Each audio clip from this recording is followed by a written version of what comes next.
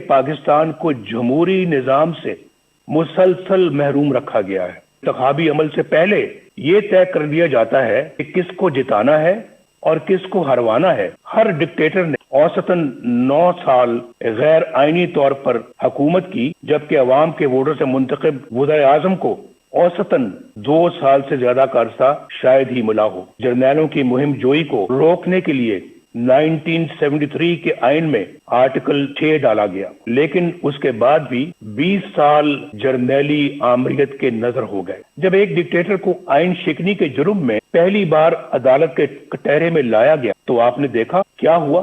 मुझे ये कहते हुए दुख होता है कि जिस तरह हर माशाअल्लाह को अदालतों ने जायज करार दिया, डिक्टेटर्स को आइन से खिलवाड़ करने का इख्तियार दिया, उसी तरह 2 बार आइन तोड़ने वाले को बरियत का सर्टिफिकेट भी अदालतों ही ने दिया। उसे एक दिन तो क्या, 1 घंटे के लिए भी जेल में ना डाला जा सका। यहां सिर्फ एक डिक्टेटर पर मुकदमा चला, खसूसी अदालत बनी, कार्रवाई हुई, उसे आइन और कानून के तहत सजा सुनाई गई, लेकिन क्या हुआ, क्या सजा मिली? ये सब तो दूर की बात, हुआ तो ये कि अदालती सिरे से गैर आईनी करार दे दी गई। यानी पाकिस्तान में ये कोई अनहोनी बात नहीं कि डिक्टेटर के बड़े से बड़े जुर्म पर भी कोई कार्रवाई ना हो, और अगर हो भी जाए तो कोई उसे छू भी ना सके, और अगर कोई फैसला आ भी जाए तो सिर्फ सजा ही नहीं, अदालत को भी हवा में उड़ा दिया जाए। इसके बरक्स उन सियासतदानों को देखिए जो अवाम के वोटों से वजीर आजम बने, कोई कत्ल हो गया, कोई फांसी चढ़ गया, कोई हाईजैकर बन गया, चोर और गद्दार करार दे दिया गया, किसी को जलावतन कर दिया गया, और कोई उम्र भर के लिए नाअहल हो गया। आप में से अक्सर को हुकूमत का भी तजुर्बा है।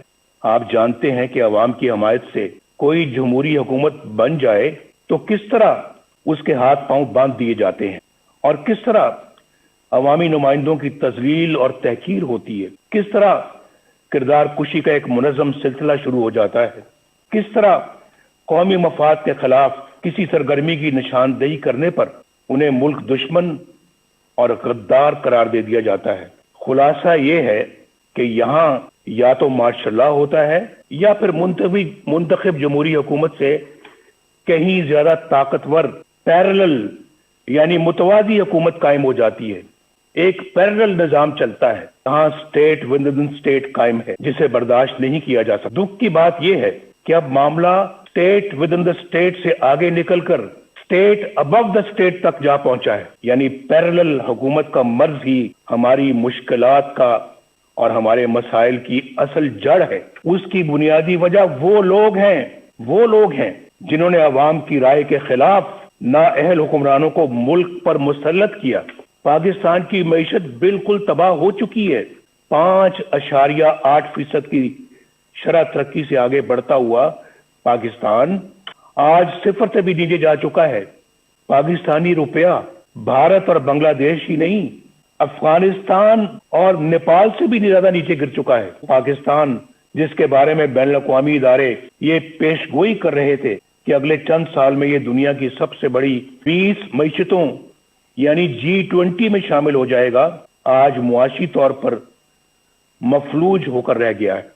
पाकिस्तान की खारजा पॉलिसी बनाने का इख्तियार अवामी नुमाइंदों के पास होना चाहिए। हमारी खारजा पॉलिसी अवामी उमंगों और मुल्की मफादात से हरगिज मुतसादम नहीं होनी चाहिए।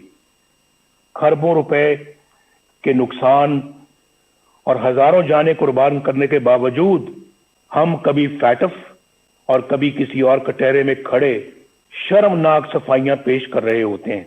आपकी खारजा पॉलिसी को बच्चों का खेल बना के रख दिया गया है। अगर इस कॉन्फ्रेंस में जनाब यूसुफ रज़ा गिलानी और जनाब राजा परवेज अशरफ साहब मौजूद हैं तो वो अच्छी तरह जानते हैं कि सिविल हुकूमत के गिर्द किस तरह के शिकंजे कस दिए जाते हैं, किस तरह ऐसी कार्रवाइयां हो जाती हैं जिनका वज़ीर आज़म को इल्म ही नहीं होता, ना वज़ीर आज़म को ना सदर को इल्म होता है, और फिर उन कार्रवाइयों की भारी कीमत रियासत को अदा करनी पड़ती है। 4 साल पहले अक्टूबर 2016 में कौमी सलामती के अमूर पर बहस के दौरान जब तवज्जो दिलाई गई कि हमारे दोस्तों समेत دنیا بھر کے ممالک کو ہم سے شکایت ہے اور ہمیں اپنا احتساب خود کرتے ہوئے ایسے اقدامات کرنے چاہیے کہ دنیا ہماری طرف انگلیاں نہ اٹھائے. تو اسے ڈان لیکس بنا دیا گیا. ایجنسیوں کے اہلکاروں پر مشتمل JIT بنی. اندازہ کیجئے JIT بنی. ثبوت تو کسی کے خلاف کچھ نہ تھا، لیکن پروپیگنڈا مشینوں کے ہاتھوں ہمیں اور مجھے بھی غدار اور ملک دشمن ٹھہرا دیا گیا. وزیر اعظم کے احکامات کو ایک ماتحت ادارے کے اہلکار کی طرف سے کی گئی ٹویٹ میں ریجیکٹڈ یعنی مسترد کا ٹائٹل عطا کر دیا گیا. 2018 میں سینٹ کے انتخابات سے کچھ عرصہ پہلے ایک مذموم سازش کی گئی. اس مذموم سازش کے ذریعے بلوچستان کی صوبائی حکومت گرا دی گئی. اس کا اصل مقصد سینٹ کے انتخابات میں سامنے آیا. اس سازش کے کرداروں میں لیفٹیننٹ جنرل عاصم سلیم باجوہ، جو اس وقت وہاں کے کور کمانڈر تھے، سدرن کمانڈ کے کمانڈر تھے، ان کا نام بھی آتا ہے. یہ وہی جنرل عاصم سلیم باجوہ ہیں جن کے خاندان کی بے پناہ دولت اور دنیا بھر میں پھیلے ہوئے اثاثوں کی تفصیلات پوری قوم کے سامنے آ چکی ہیں. ان حقائق کو نہ صرف چھپایا گیا بلکہ مبینہ طور پر SECP کے سرکاری ریکارڈ میں رد و بدل بھی کی گئی. 15-20 سال کے عرصے میں اربوں روپے کے یہ اثاثے کہاں سے بن گئے، یہ پوچھنے کی کسی کی مجال نہیں. میڈیا پر خاموشی چھا گئی. نہ نیب حرکت میں آئی، نہ کسی عدالت نے نوٹس لیا، نہ کوئی JIT بنی اور نہ کوئی ریفرنس دائر ہوا، نہ کوئی مانیٹرنگ جج بیٹھا، نہ کوئی پیشی ہوئی، نہ کوئی سزا. اندازہ لگائیے باپ. احتساب کا نعرہ لگانے اور NRO نہ دینے کے بڑے بڑے دعوے کرنے والا عمران خان، انہوں نے بھی اس اثاثوں کے ذرائع پوچھنے کی ضرورت تک نہ کی، بلکہ ایک پل میں انہیں ایمانداری کا سرٹیفکیٹ جاری کر دیا گیا. یہ سارا کچھ آپ کے سامنے ہوا ہے.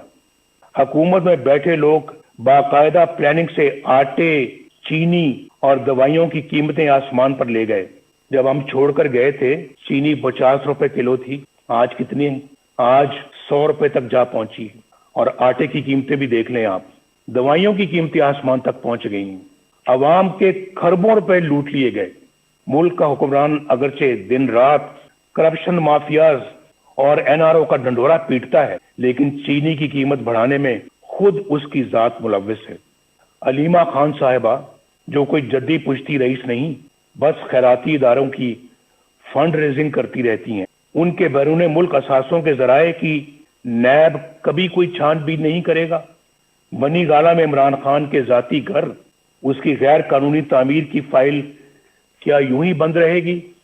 فورن فنڈنگ کیس جن کی گواہی خود PTI کے رہنما دے رہے ہیں، کیا الیکشن کمیشن ان پر کوئی فیصلہ نہیں کرے گی؟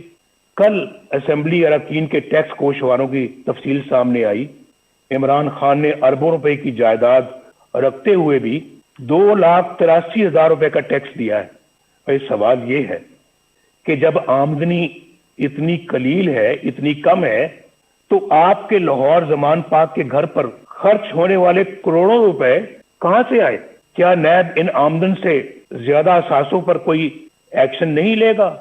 کیا ہم ایسا پاکستان اپنی آنے والی نسلوں کے لیے چھوڑنا چاہتے ہیں؟ اظہار کی آزادی بنیادی انسانی حقوق میں سے ایک ہے. افسوس کہ دیگر حقوق کی طرح پاکستانی عوام سے یہ حق بھی چھین لیا گیا. ایک طرف مجھے سیاسی جماعتوں کا بلیک آؤٹ نظر آتا ہے اور دوسری طرف غیر سیاسی اور غیر جمہوری عناصر کا بے روک ٹوک پروپیگنڈا. کہیں مجھے چینلوں کی غیر قانونی بندش نظر آتی ہے تو کہیں اخبارات اور جرائد کی مخصوص علاقوں میں تقسیم پر پابندیاں. ریاستی طاقت سے میڈیا کی زبان بندی کہاں کا انصاف ہے؟ صحافیوں، بالخصوص خواتین صحافیوں کو سرکاری ایجنسیوں کا اٹھا کر لے جانا اور تشدد کا نشانہ بنانا بزدلانہ اور انتہائی قابل مذمت ہے. سینئر صحافیوں کو چینلوں یا اخبارات کی ملازمت سے برخاست کروا دینا، بے بنیاد مقدمات میں الجھا دینا اور قید میں ڈال دینا کیا ایک جمہوری ریاست کا طریقہ ہے؟ جمہوریت کو کمزور کرنے اور اپنا مخصوص ایجنڈا نافذ کرنے کے لیے تقسیم کرو، یعنی ڈیوائیڈ اینڈ رول، یعنی لڑاؤ اور حکومت کرو. کی پالیسی معمول بن چکی ہے۔ کچھ عرصہ پہلے تک یہ تقسیم سیاستدانوں تک محدود تھی، جنہیں مخصوص حلقوں کی طرف سے بلایا، ڈرایا اور دھمکایا جاتا تھا۔ یہ طریقہ سیاسی جماعتیں توڑنے اور فارورڈ بلاک بنانے یا پھر مرضی کی پارٹیاں بنانے کے لیے استعمال ہوتا رہا اور آج بھی ہوتا ہے۔ محکمہ زراعت کو تو آپ سمجھتے ہی ہیں، جو جج انصاف اور قانون کی راہ پر چلتا ہے اور دباؤ میں آنے سے انکار کرتا ہے، اسے عہدے سے ہٹانے کی سازشیں شروع ہو جاتی ہیں۔ جسٹس شوکت عزیز صدیقی اور جسٹس قاضی فائز عیسیٰ کی مثالیں ہمارے سامنے ہیں۔ یہ دونوں جج صاحبان دیانتداری، سچائی اور امانت داری کی شہرت کے حامل ہیں۔ آج تک کسی فورم نے یہ تحقیق ضروری نہیں سمجھی کہ جسٹس شوکت عزیز صدیقی نے جو کچھ حلفاً کہا، انہیں حلف پر کہا، اس کا بھی تو جائزہ لیا جائے۔ بعض امیر ججوں کے ساتھ یہاں ایسا ہی سلوک کیا جاتا ہے۔ یہاں انصاف پسند اور امانت دار نہیں بلکہ ایسے منصف تلاش کیے جاتے ہیں جو ان کے ہر جائز اور ناجائز مطالبات تسلیم کریں، ان کے جبر و استبداد اور بلیک میلنگ کے آگے سرے تسلیم خم کریں، نظریہ ضرورت بنائیں اور پروان چڑھائیں۔ آئین کو سیبوٹاج کرنے والے ڈکٹیٹروں کے اقدامات کو قانون کا جامہ عطا کریں، ان کے گلے میں ہار پہنائیں، ان کو ویلکم کریں، خوش آمدید کہیں ان کو۔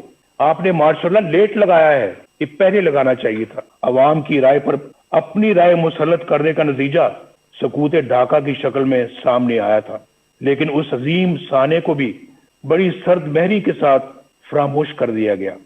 اس وقت ہماری اولین ترجیح اس غیر نمائندہ اور نااہل اور سلیکٹڈ حکومت اور اس سے کہیں زیادہ اہم اس نظام سے جس کا میں نے ذکر کیا ہے، اس سے نجات حاصل کرنا ہے۔ عمران خان ہمارا ایز سچ ہدف نہیں ہے، ہمارا مقابلہ عمران خان سے نہیں ہے۔ آج ہماری جدوجہد عمران خان کو لانے والوں کے خلاف ہے۔ ہمارے دفاع کی مضبوطی اور قومی سلامتی کے لیے سب سے اہم یہ ہے کہ ہماری مسلح افواج آئین پاکستان اپنے دستوری حلف اور قائد اعظم کی تلقین کے مطابق خود کو سیاست سے دور رکھیں اور عوام کے حق حکمرانی میں مداخلت نہ کریں۔ ایک شعر یاد آ رہا ہے، دل بغض و حسد سے رنجور نہ کر، یہ نور خدا ہے اسے بے نور نہ کر۔ نا اہل و کمینہ کی خوشامد سے اگر جنت بھی ملے تجھ کو تو منظور نہ کر۔